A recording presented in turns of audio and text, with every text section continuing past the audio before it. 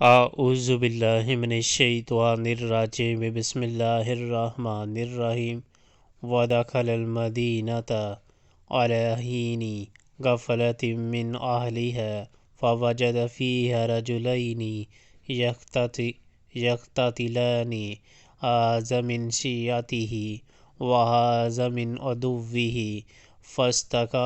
فاستغاثہ الذی من شیعته علی الذی من عدوہ فوکزہ موسیٰ فقضى علیہ قال ھذا من عمل الشیطان انہ عدو مضل مبین۔ ایک روز وہ شہر میں ایسے وقت میں داخل ہوا جبکہ اہل شہر غفلت میں تھے۔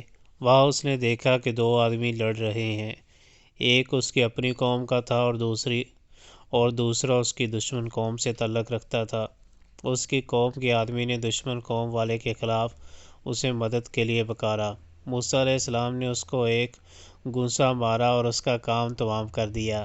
یہ حرکت سرزد ہوتے ہی موسیٰ علیہ السلام نے کہا، یہ شیطان کی کار فرمائی ہے، وہ سخت دشمن اور کھلا گمراہ کن ہے۔